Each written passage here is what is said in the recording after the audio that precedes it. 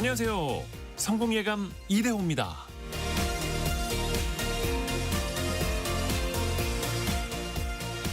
초록색을 바라보고 있으면 우리의 호흡은 자연스럽게 길어지고 생각의 속도는 한 박자 늦춰집니다. 빛의 파장 중에서도 초록은 인간의 눈이 가장 편안하게 인식하는 영역이라네요. 진화적으로도 우리는요, 초록을 살아도 되는 환경으로 학습해 왔기 때문입니다.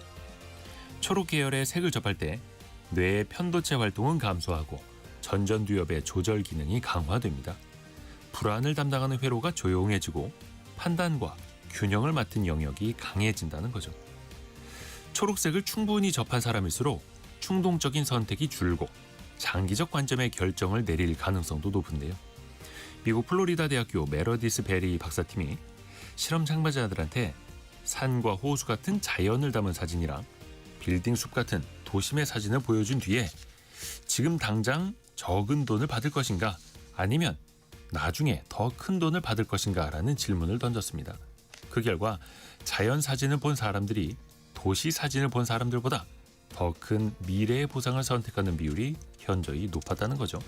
즉, 즉각적인 만족을 참아내는 자기 통제력이 강화된 겁니다. 미국의 환경보호운동가 존 뮤어는 말했습니다. 자연과 함께 걸을 때면 내가 원하는 것보다 훨씬 더 많은 것을 받는다. 성공예감 이대호입니다. 출발합니다.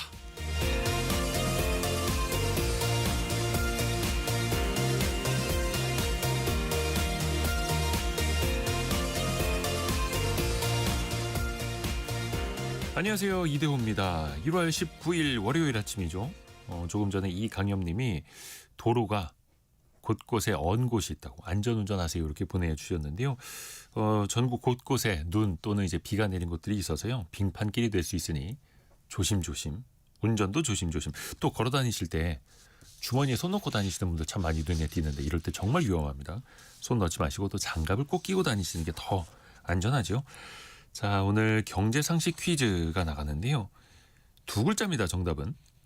최근에 여당이 자본시장의 공정성 또 주주 가치를 높이겠다면서 이 법안 개정에 속도를 내고 있습니다. 그러니까 그 핵심은 기업이 매입한 자기 회사 주식, 자사주를 1년 안에 반드시 소각하도록 하는 건데요. 자사주를 없애면 시중에 돌아다니는 주식 수가 줄죠. 해서 남은 주주들의 지분 가치가 높아지게 됩니다. 주가 부양 또 주주 환원 효과를 내자라는 건데요. 투자자들 또 소액주주들은 이 법안을 희망을 하고 있는데 기업 경영진이나 대주주 입장에서는 쉽게 찬성을 못한다고 하네요. 자사주 가지고 내가 경영권도 방어할 수 있고 지배구조도 안정시킬 수 있고 위기가 왔을 때 팔 수도 있고 뭐 여러 용도로 쓸 수 있다라는 건데요. 여러분은 어떻게 생각하시는지요? 이 법의 이름을 맞춰주시면 됩니다. 힌트를 드리자면 상거래나 기업 활동과 관련된 전반적인 법입니다. 무슨 법인데요? 두 글자. 상거래와 관련된 법. 예. 자, 짧은 문자 50원, 긴 문자 100원이 드는 샵 9730이나 KBS 콩으로 참여해 주시면 되고요. 추첨을 통해서도 선물을 보내드립니다. 또 KBS 콩, 유튜브는 언제든지 열려 있고요. 성공예감 이대호입니다. 자주 검색하시면 성공이 가까워집니다.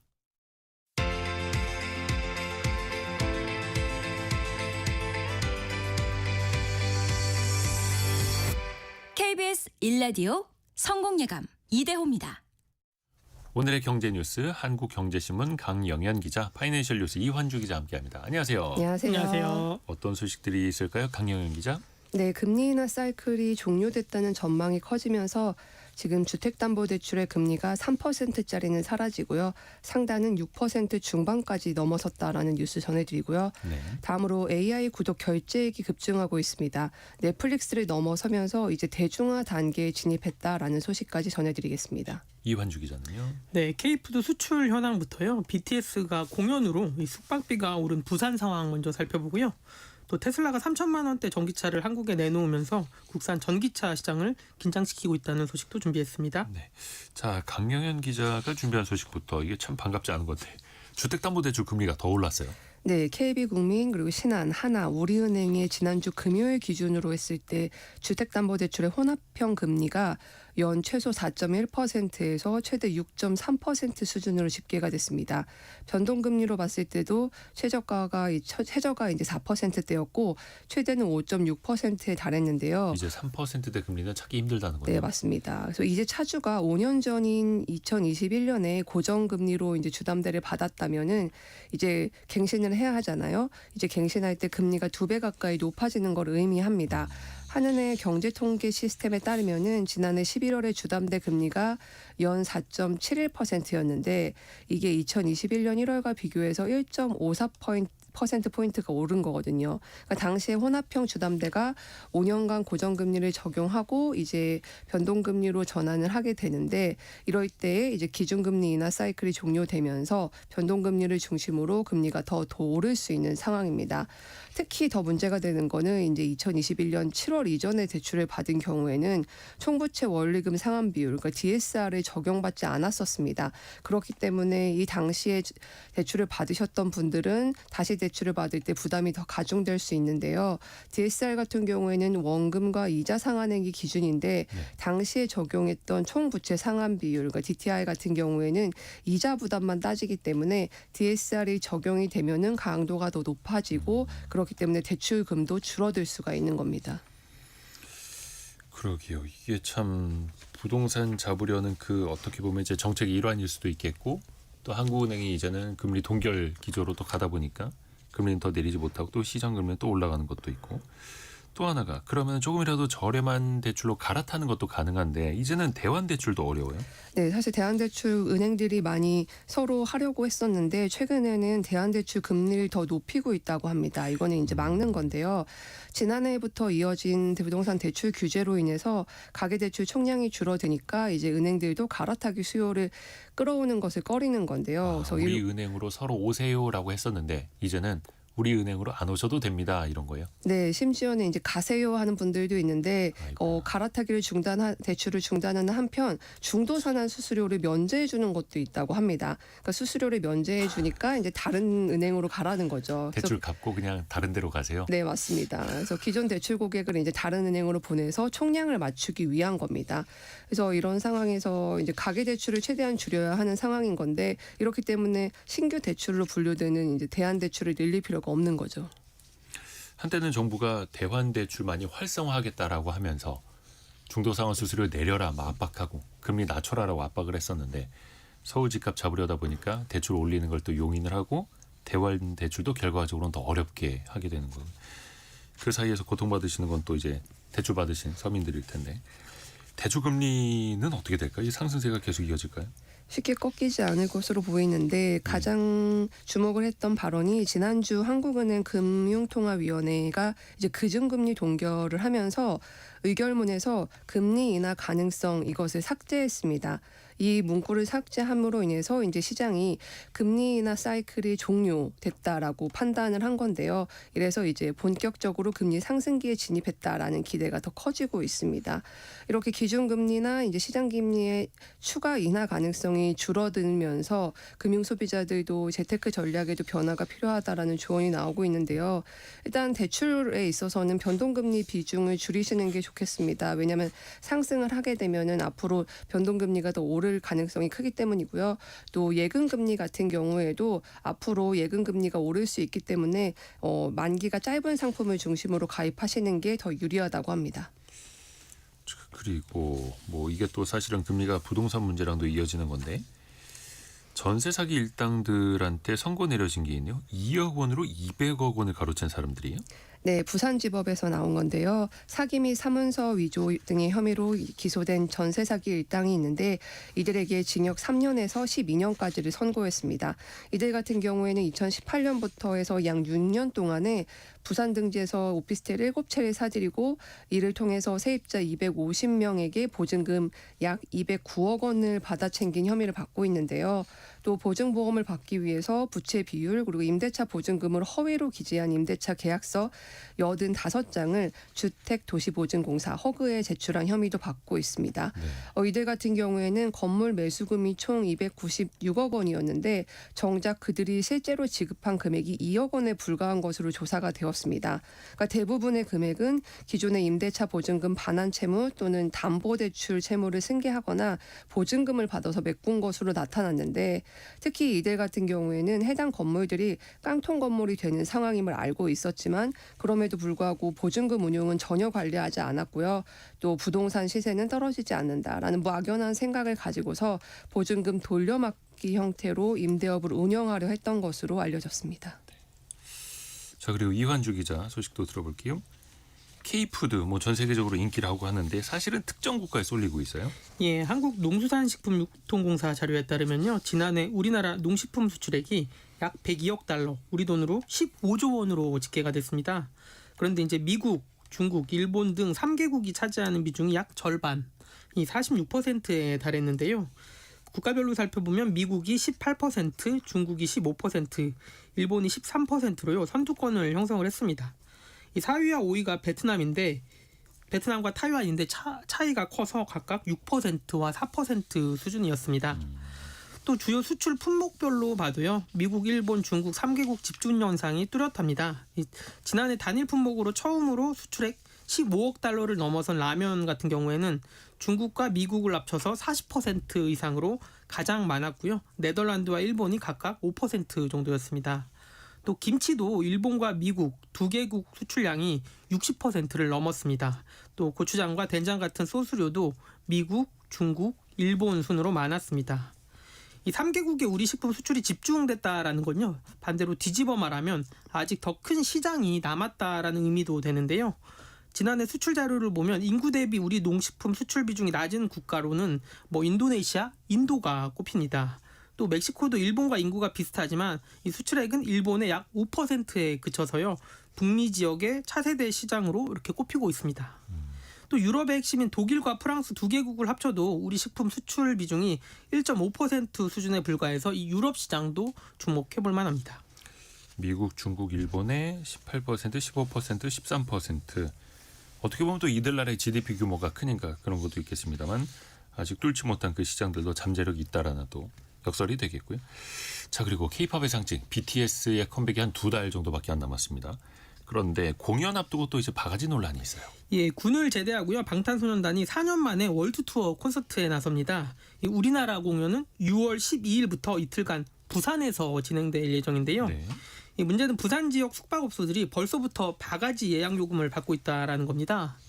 이 한 특급 호텔 객실 요금은 공연 직전 주에는 한 30만 원 정도였는데 공연 당일에는 78만 5천 원으로 2.6배가량 뛰었습니다. 또 다른 숙박업소는 평소 9만 원대 객실을 10배 비싼 90만 원으로 지금 안내를 하고 있는 상황인데요.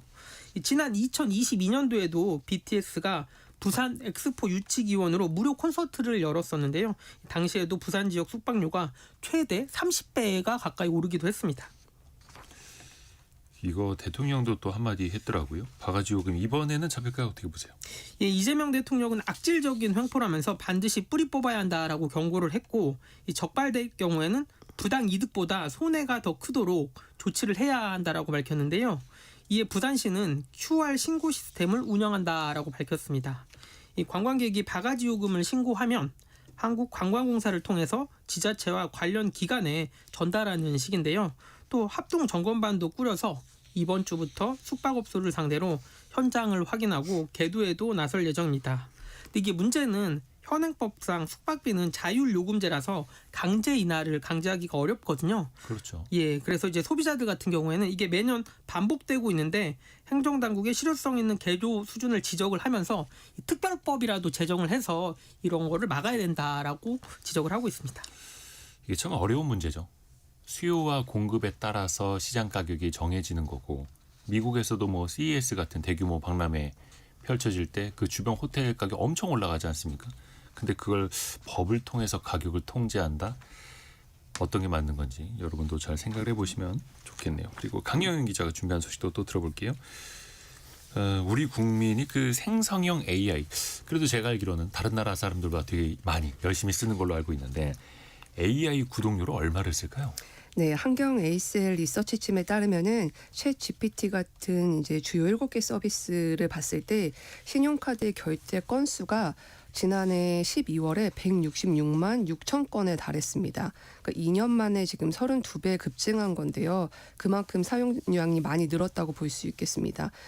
건당 평균 결제액을 봤을 때도 지난해 연간 기준으로 약 4만 6천 원. 그러니까 국민 구독 서비스라고 불리는 넷플릭스, 쿠팡, 멜론 같은 것들이 한 7천 원대인 것을 고려하면은 상당히 높은 금액입니다. 또 월간 총 결제액을 봤을 때는 소비자들의 주요 콘텐츠, 배송, 구독 서비스 이용료를 이미 넘어섰는데요.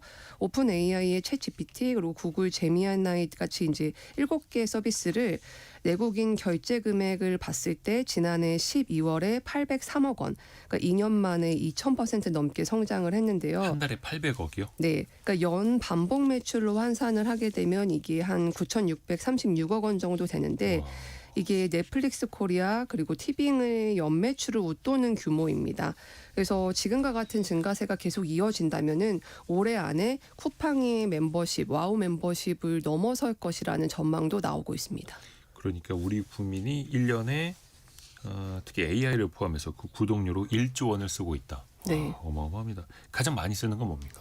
네, 예상하셨겠지만 결제 금액 기준으로 챗GPT입니다. 지난해 결제 금액이 5,354억 원인데요. 전체 7개 주요 서비스 중에서 이제 70% 정도를 차지했습니다. 오픈 AI에 따르면은 한국에서 이 챗GPT 유료 구독자 수가 미국 다음으로 세계 1위 다음으로 이제 큰 시장이라고 합니다. 네. 그러니까 이용자 확산 속도는 주요국 가운데서 또 가장 빠르게 나타났는데요. AI 이코노미 인스티튜트에 따르면은 국내에서 생성형 AI를 한 번 이상 사용한 생산 가능 인구의 비중이 지난해 하반기에 30%였는데 이게 조사 대상 30개국 중에서 증가 속도로 1위를 기록했습니다. 역시 대단합니다. 네. 인터넷도 이제 전국적으로 인터넷망을 제일 먼저 잘 깔았고 그걸로 또 이제 경제 성장도 많이 했고 이제 우리 국민들이 이제 인구수나 GDP는 이제 미국이 압도적이니까 그 다음으로 우리나라가 AI 제일 많이 쓴다는 건데 이걸 어떻게 잘 활용할 것인가 이것도 또 고민을 해봐야죠. 또 외식업계에서 비용 절감 때문에 서빙 로봇, 키오스크 많이들 도입하시잖아요. 이거 조심할 점이 있다고요. 네, 경영 악화나 또는 폐업 등으로 인해서 계약을 해지하는 과정에서 과도한 위약금 부담으로 인해서 분쟁이 급증하고 있는 것으로 나타났는데요. 네.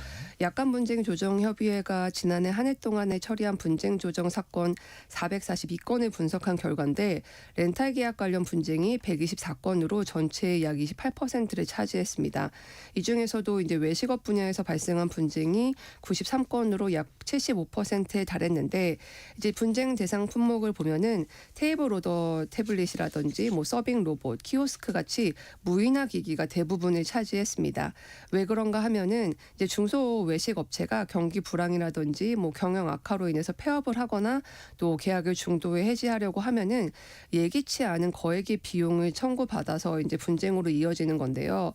그러니까 렌탈 계약서의 위약금 산정 기준이나 설치비 또 할인 금액 반환 조항 등이 이미 명시되어 있는 경우가 많아서 이제 사업자가 이의를 제기하지 못하는 경우도 많다고 해요. 그래서 실제로 렌탈 계약서를 보면은 계약 해지 시에 초기 설치비 그리고 할인 금액을 전액 반환하는 것은 물론이고 또 남은 계약 기간 요금의 절반 이상을 위약금으로 부담하도록 하는 규정한 이런 내용도 있었습니다. 또 계약 체결 후에 6개월 이내에 해지를 하게 되면은 잔여 계약 금액의 90%를 손해배상금으로 청구하는 과도한 위약금 조항도 확인이 됐는데 이런 과도한 계약에 대해서 미리 좀 확인을 하셔야 할 것 같습니다. 그래서 조정원에서는 이제 피해 예방을 위해서 이제 계약서 전반을 좀 꼼꼼하게 확인할 것을 요구했고요. 특히 계약 해지 시에 적용되는 위약금 산정 방식, 또 설치비 청구 여부, 할인 금액 반환 조건 이런 것들을 면밀히 살펴볼 것을 당부했습니다.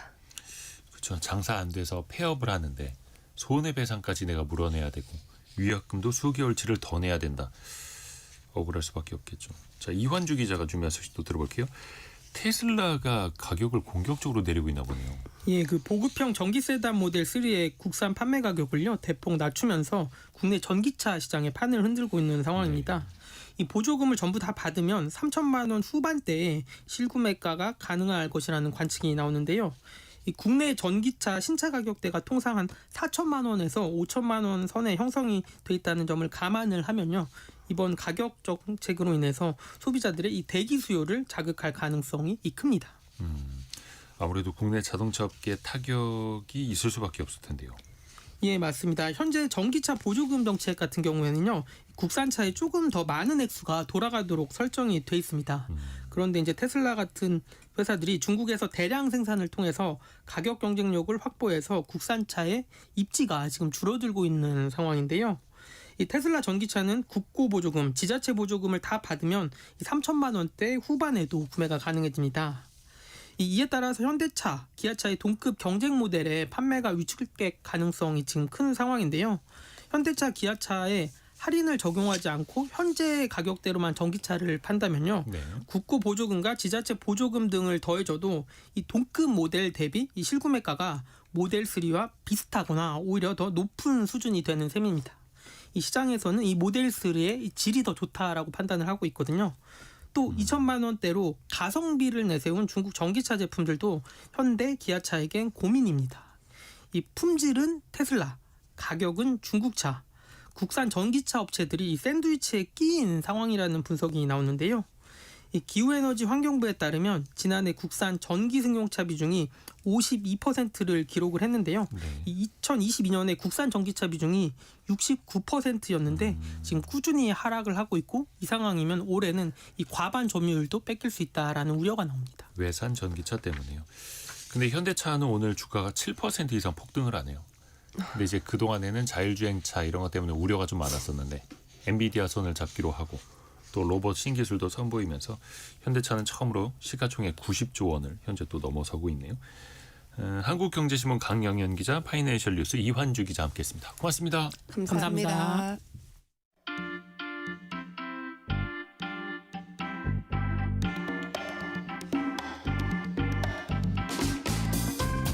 지금 여러분께서는 KBS 일라디오 성공예감 2대호입니다를 듣고 계십니다. 프로그램에 참여하신 청취자 여러분께는 추첨을 통해 아름다운 식탁 창조 주비푸드에서 뿌리 담은 리얼 생와사비를, 쉽고 빠른 판촉물 제작 시너지 기프트에서 고속 충전 마우스패드를, 그리고 성공예감에서 준비한 커피 쿠폰을 보내드립니다. 당첨자는 성공예감 2대호입니다 홈페이지에서 확인하세요.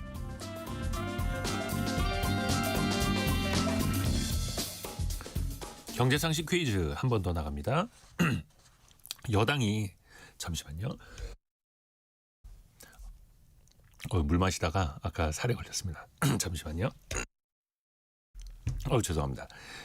그 자사주 소각 의무를 담은 죄송합니다. 물이 이렇게 위험한 겁니다. 중간에 물 마시다가 사례를 걸려서 기침을 한 20번 했는데요. 좀 나아지고 있습니다. 자사주 소각 의무를 담은 이 법의 개정을 지금 여당이 추진을 하고 있는데요. 어떤 법률일까요? 그 법의 이름 두 글자를 맞춰주시면 됩니다. 대표적으로 상거래 또 기업 활동을 관장하는 법안인데요. 주주 가치를 높이는 효과가 있을 것이다. 당연하죠. 왜냐하면 기존의 자사주를 소각을 하면 남아있는 주식 수의 가치가 높아지기 때문이죠. 여러분은 어떻게 생각하시는지 여러분의 의견도 같이 주시면 좋겠는데요. 3722님, 이 법이 시행이 돼야 국장도 미국처럼 장기 투자가 유지될 수 있을 듯합니다. 진짜 상도덕이 있는 국장의 신뢰도가 올라가길 간절히 바랍니다. 상도덕이 있어야죠. 강력한 또 힌트 주시기도 했습니다. 임성택님이 이 법안이 주가를 높이는데 영향력이 큰 것 같아요 라고도 보내주셨어요. 1차, 2차 이어서 이번에 또 3차 개정을 또 추진하고 있는 거죠. 이사의 충실 의무 대상에 회사뿐만 아니라 전체 주주도 담았고 집중투표제, 감사위원 분리선출제에 이어서 자사주 소각까지 추진을 하고 있는 이 두 글자 법안입니다. 그리고 1091님, 늘 새로운 경제정보 또 아침마다 쉽고 재미있게 풀어주는 경제방송에 감사드립니다. 또 이렇게 보내주셨네요. 고맙습니다. 이유경님이 자주 검색하고 자주 참여하는데 상 좀 주세요. 커피상이라고. 두 글자 정답도 맞춰주셨고요. 고맙습니다. 자, 또 여러분의 정답 두 글자 보내주시면 되고요. 짧은 문자 50원, 긴 문자 100원이 드는 샵 9730 그리고 KBS 콩이 열려 있습니다.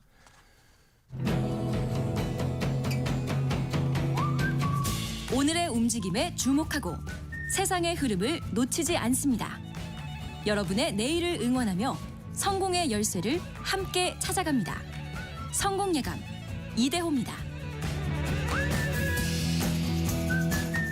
그 넷플릭스에서 참 인기 있는 서바이벌 예능 흑백요리사 시즌2의 우승자가 공개가 됐죠.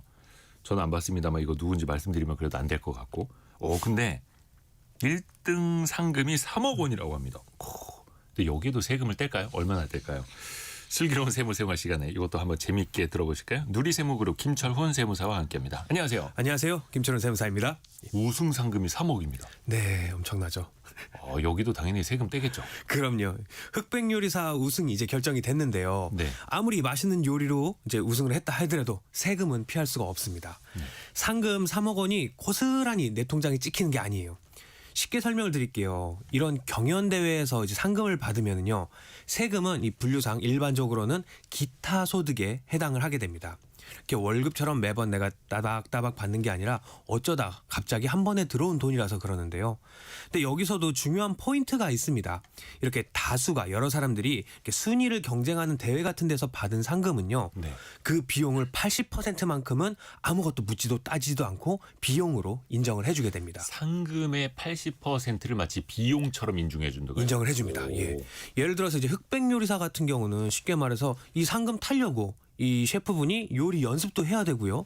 또 요리 재료도 또 사는데 돈이 들어갔을 테고요. 그게 네. 1등을 그냥 어느 한순간에 한 것은 아니다라는 거네요. 그럼요. 예. 뭐 칼도 필요해서 샀을 테고 냄비도 샀을 테고 이것저것 비용이 들어갔을 거다라고 국가에서 그 비용을 인정을 해주는 거예요.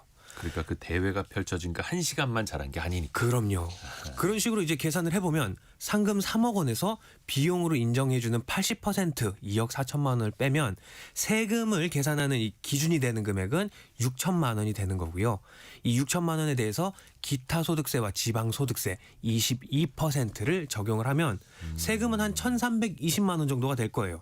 그래서 결론적으로 3억 상금에서 비용 1,320만 원을 세금으로 빼고 나면 이제 실제로 받는 돈은 2억 8,680만 원 정도를 내 통장에 이제 찍히게 됩니다. 아니 저는 3억 원 상금이라고 해서 네. 종합소득세처럼 거의 뭐 한 40% 가까이 세금 낼 줄 알았는데 80%나 비용으로 인정이 되다 보니까 실제 내는 세금은 적은 거네요. 그렇습니다. 4.4% 정도만 세금으로 나가게 되기 때문에 이야. 생각보다 많이 떼는 건 아니에요. 근데 이게 경연이어서 그런 건지 네. 왜 기업에서도 공모전 같은 거 많이 하지 않습니까? 예. 그럼 이게 어떤 대회냐? 어디에서 주최하느냐에 따라서 세금이 달라질 수 있어요? 맞아요. 이 같은 상금이라고 하더라도 예. 누가 이 상금을 주느냐에 따라서 세금이 확 달라지는데요.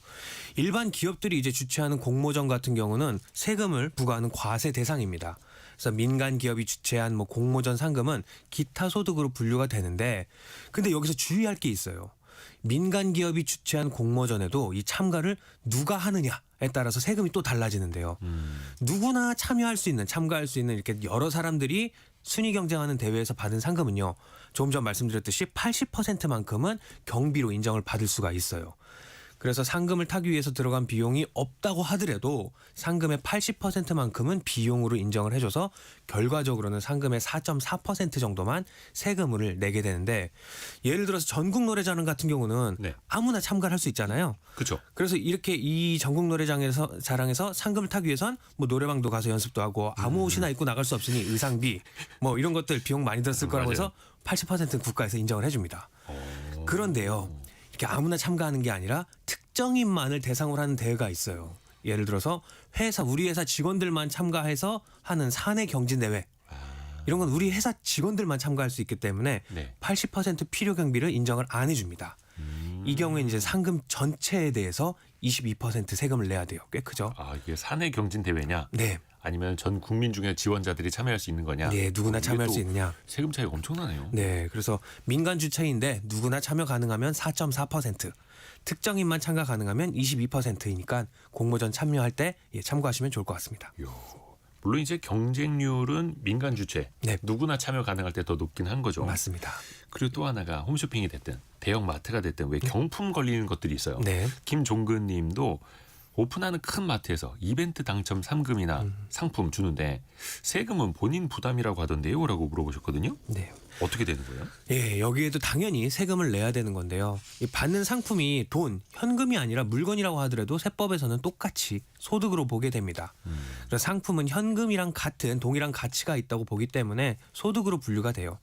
예를 들어서 3천만 원짜리 자동차에 당첨이 됐다. 네. 라고 하면 3천만 원을 번 것과 같다고 보는 거죠. 아하. 네. 3천만 원의 소득이 생긴 것과 같다. 맞습니다. 이수기 님이 경품 그 당첨 아래 설명문 보면 세금 제한다고 적혀 있어요. 맞아요. 그래서 제세 공과금, 제세 공과금 예. 뭐 제하고 뭐 해야 된다 맞습니다. 이런 이야기 있죠. 그럼 만약에 3천만 원짜리 내가 승용차 당첨은 됐는데 거기에 맞는 세금을 내야 되는데 세금 낼 돈이 없으면 어떻게 해요? 이거 상품 못 가져가요? 그러니까요. 실제로 이렇게 당첨이 됐는데도 돈이 없어서 세금을 못 내는 경우들이 종종 있어요. 자동차라든지 아니면 해외여행 이런 것 같이 고가의 상품에 당첨이 됐으면 네. 수백만 원의 세금을 낼 여유가 없을 때 우리가 이제 경품 포스터 같은 데 보면 밑에 작은 글씨로 방금 말씀하셨듯이 써 있어요. 제세 공과금은 본인 부담. 맞아요. 이런 거는 바로 그 세금은 당첨자가 내세요. 이런 뜻이에요. 이거 뭐 빌려서라도 내야겠네. 내야 돼요. 이때는 선택지는 딱 두 가지예요. 내가 세금을 빌려서라도 마련해서 상품을 내고 상품을 받거나 아니면 당첨을 포기하는 거예요. 세금을 안 내면 이제 상품을 수령하는 것 자체가 안 되기 때문입니다. 빌려서라도 내야죠. 예. 그리고 또 그런 분들이 있어요. 가끔 상품이라든지 상금을 기부하겠습니다. 라고 하면 세금은 어떻게 돼요? 네, 이것도 많이 오해하시는 부분인데요. 네. 아니 어차피 기부할 건데 세금은 하나도 없겠지라고 생각을 하는데 그게 아니에요.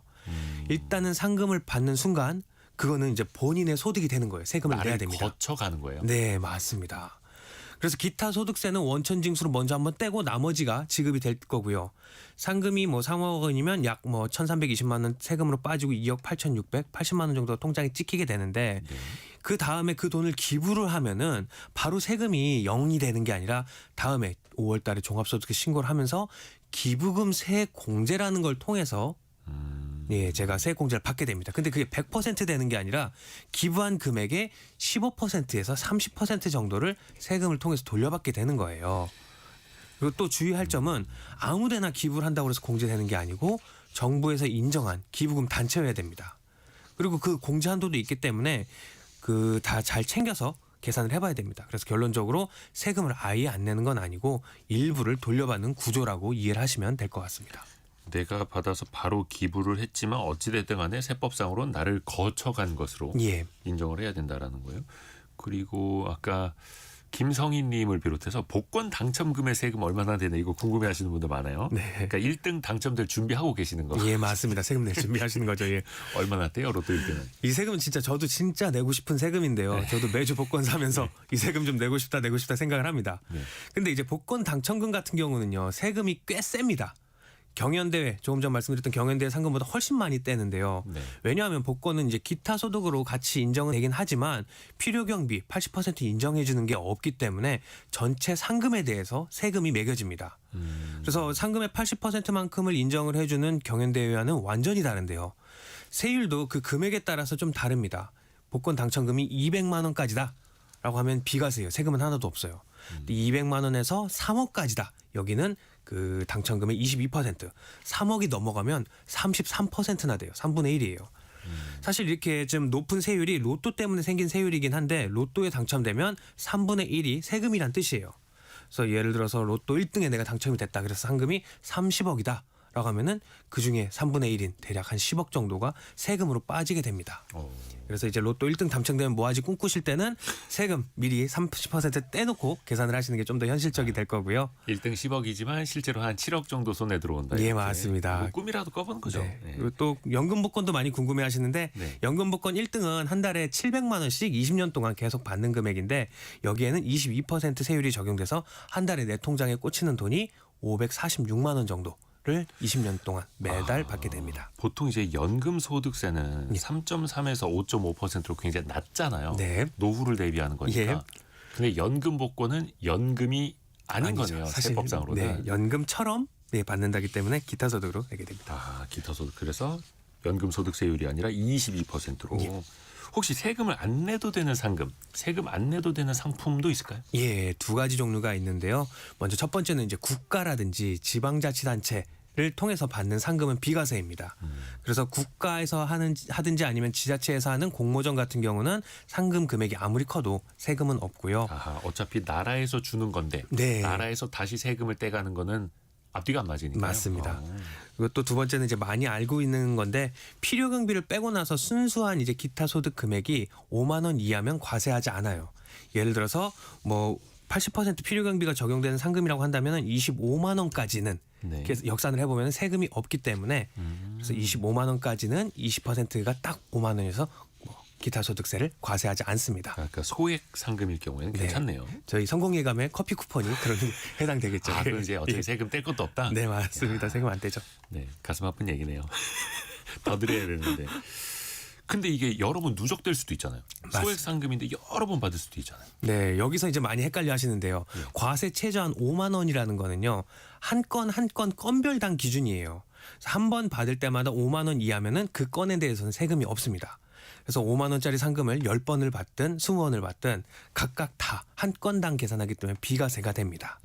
다만 이제 한 가지 주의하실 게 1년으로 봤을 때 기타 소득 금액 합계가 300만 원이 넘어간다. 라고 한다면은 종합소득세 신고 대상이 될 수 있으니까 그 점은 주의하셔야 될 것 같습니다. 혹시 그 외국에서 받는 상금이나 외국 기업한테 받는 그 상금에 대해서는 어떻게 될까? 예, 외국에서 받는 상금도 또 똑같이 구분이 되는데요. 네. 뭐 노벨상이라든지 외국 정부, 국제 기관 그리고 국제 단체로부터 받는 상의 수상자가 받는 상금이라든지 상품 부상 같은 경우는 비과세가 돼요. 그러니까 예전에 네. 소득세법 찾아보니까 노벨상이나 네. 올림픽 같은 데서 메달 따는 거나 이런 거는 비과세로 딱 적혀 있더라고요. 예, 그래서 이제 한강 작가의 노벨상 수상 금액 상금 13억 원은 세금이 하나도 부과되지 않습니다. 그러니까 그만큼 나라에서 그 정도는 장려한다. 맞습니다. 응원한다라는 뜻이죠. 공익적 성격이기 때문에 그렇고요.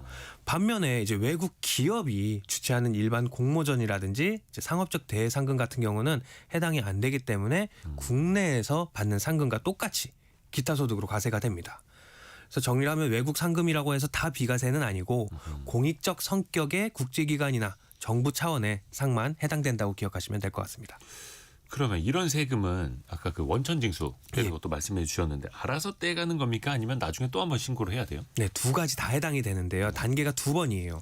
먼저 상금을 내가 받을 때는 주최 측에서 이 세금을 미리 떼고 주게 됩니다. 이걸 이제 원천징수라고 하는데 여기까지는 상금 받는 내가 할 건 따로 없어요. 그런데 이제 여기서 끝이 아니라 기타 소득 같은 경우라고 한다면은 내가 300만 원 넘게 받았다라고 하면은 반드시 다음 연도 5월 달에 종합소득세를 직접 신고를 해야 돼요. 그래서 이번 흑백요리사 우승자 셰프도 내년 5월에 다른 소득이랑 합쳐가지고 이제 종합소득세 신고를 하게 될 거고요. 요리 실력만큼이나 이렇게 세금 관리도 다 중요하게 됩니다. 그렇죠. 네, 종합소득세가 누진세 구조예요. 그래서 소득이 높게 되면은 세율도 더 높게 올라가는데 최저 6%에서 최고 45%까지 해당이 됩니다. 그래서 상금이 다른 소득과 같이 합쳐지게 된다면은 전체적으로 세율 구간이 쭉 다 확 뛰어 올라갈 수가 있어요. 그렇죠. 그래서 연봉이 한 5천만 원 받는 직장인이 거기에 상금 3억 원이 더해지게 되면 과세 기준 소득이 훨씬 커지기 때문에 높은 세율 구간이 적용돼서 추가로 세금을 더 많이 내야 될 수도 있습니다. 그래서 세금은요, 정리하면 받을 때 한 번 떼고요. 그리고 다음에 5월에 내가 한 번 더 정산한다고 기억하시면 됩니다. 네. 그리고 또 그 회사 안에서 직원들에게 뭐 상금을 줄 수도 있겠고 네. 또 소비자한테 경품 이벤트를 할 수도 있고 이거 뭐 자영업 하시는 분들도 하실 수 있을 거예요. 네. 어떤 점을 좀 유념해야 될까요? 예, 사실 이제 주는 회사 입장에서는 신경 쓸 게 꽤 많습니다. 이제 우선 상품이나 경품을 지급할 때는 원천 징수를 해야 돼요. 그리고 세금을 미리 떼서 그 원천 징수한 세금만큼은 국가에 내가 대신 납부를 해야 되고요. 그 상금 받는 사람 주민번호를 받아서 네, 신고를 해야죠. 세금 신고를. 신고를 대신 해야 됩니다. 이걸 안 하면 회사가 가산세를 물 수도 있고요. 또 중요한 거는 많이 실수하는 건데 필요 경비, 그러니까 인정해주는 필요 경비를 정확하게 적용을 해줘야 돼요. 이게 불특정 다수가 참여하는 대회다 하면 80%. 그래서 4.4%만 원천 징수를 하게 되는 거고요. 그리고 특정인만 참가하는 대회다라고 하면 80% 적용이 안 되니 22%를 다 적용을 해야 됩니다. 이걸 잘못 적용해서 세무조사 받은 경우들이 있습니다. 그리고 또 하나 지급 명세서라는 걸 제출을 해야 되는데요. 누가 얼마를 상금으로 받았는지 국세청에 또 다시 한번 세금 신고를 해야 돼요. 이거 역시 빼먹으면 가산세 대상이에요. 그래서 이렇게 복잡한 세금 이슈들을 피하기 위해서 고가 상품 대신 5만 원 이하의 모바일 상품권을 여러 번 나눠서 지급하는 경우도 많습니다. 근데 흑백 요리사 같은 경우에는 네. 필요 경비 80% 인정된다라고 했는데 네. 그게 사실은 모두가 누구나 아무나 참여할 수 있는 경연은 또 아니었잖아요. 섭외된 사람들 대상으로 하는 거기 때문에. 맞습니다. 이 요거는 흑백 요리사 같은 경우 상금 3억 원을 사업 소득으로 볼지 기타 소득으로 볼지에 대한 여지도 아직 남아 있는데요. 흑백 요리사 같은 경우는 그 미디어에서 참가자를 미리 정해놓고 경쟁하는 만큼 그 그렇죠. 기타 소득보다는 사업 소득으로 처리될 가능성이 있어요. 과거에 이제 인플루언서들이랑 지원자들이랑 섞여서 대회를 한 다음에 우승 상금을 지급한 사례가 있었는데 당시에도 이제 과세 당국은 사업 소득 3.3%를 적용한 적이 있고요. 또 다른 예로 이제 한국 여자 프로골프 협회에 등록된 이제 네. 프로골프 선수가 골프 대회에 참가해서 홀인원을 했어요. 그래서 부상으로 홀인원 이제 상금. 예, 홀인원 상금으로 자동차를 지급을 받았는데 네. 이거는 사업 소득에 해당한다 해서 3.3%를 떼야 한 경우가 있었습니다. 이게 사업 소득으로 볼지 기타 소득으로 볼지가 조금 좀 그 사례에 맞게 정밀하게 좀 더 들여다볼 필요가 있네요. 예, 잘 따져봐야 됩니다. 김철훈 세무사였습니다. 고맙습니다. 감사합니다. 라디오 정보센터 다녀옵니다.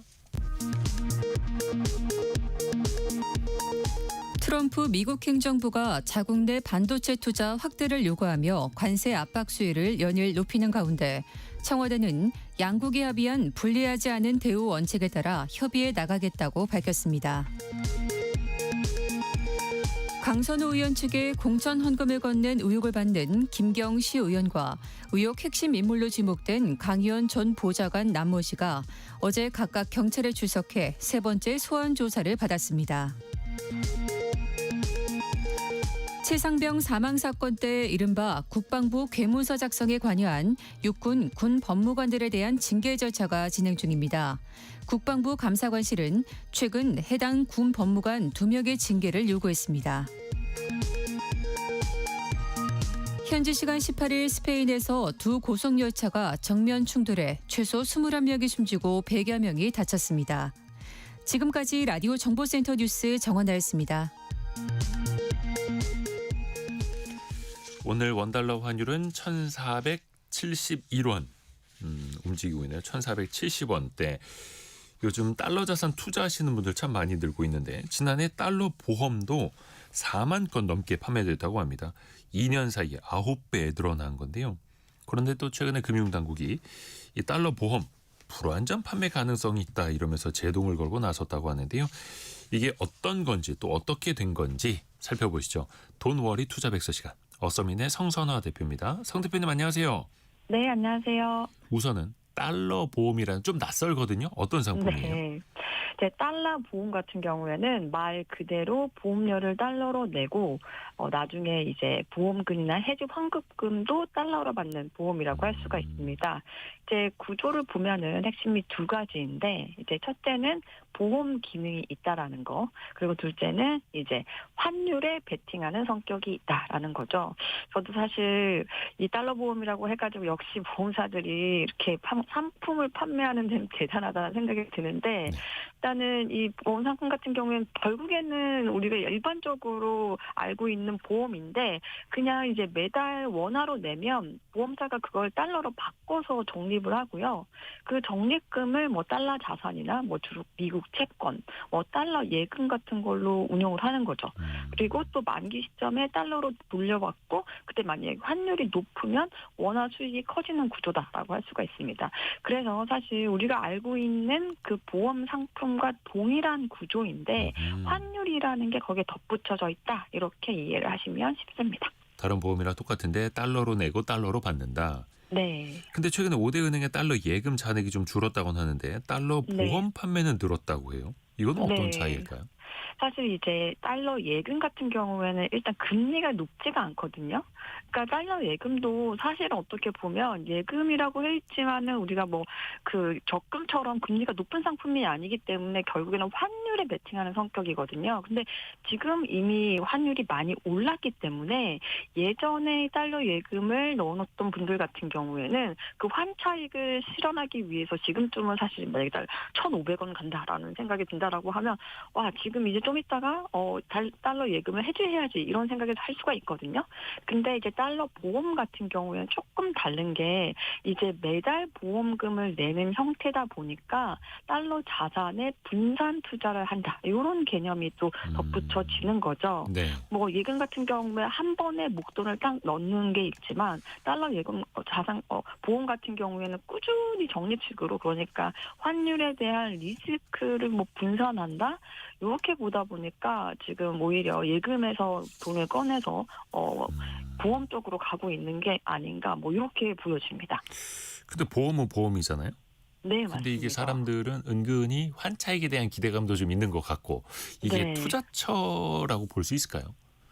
솔직히 저는 개인적으로 결론적으로 말씀드리면 투자처로서 매력은 크지 않다 이렇게 말씀드리고 싶습니다. 우리가 사실 보험을 재테크 차원에서 하는 게 아니다. 굉장히 말씀을 네. 많이 드리잖아요. 네. 똑같습니다. 일단 보험은요 수익률이 낮습니다. 뭐 달러 보험은 자산 운용 자체를 미국 국채, 우량 회사채 뭐 이렇게 가기 때문에 이제 보수적인 달러 채권이라고 할 수가 있거든요.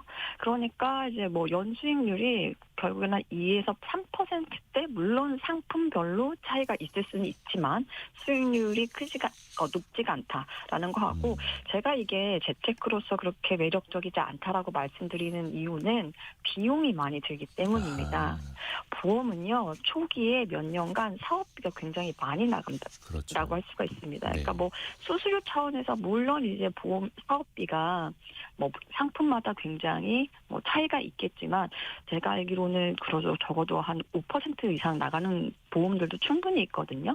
그래서 이게 단순하게 재테크 차원이라고 보기보다는 보험사에서 가져가는 비용이 굉장히 많다. 그리고 또 유연성도 굉장히 떨어집니다. 만약에 달러 예금 같은 경우에는 중간에 어떤 변동이 생겼을 때 내가 찾을 수가 있거든요. 근데 보험 상품은 장기 상품이 많기 때문에 적어도 5년, 10년 그리고 더 그 이상도 가져가는 상품들이 굉장히 많습니다. 그러니까 환율이 변했을 때 이 가입한 사람이 유연하게 대응을 하기가 되게 힘듭니다.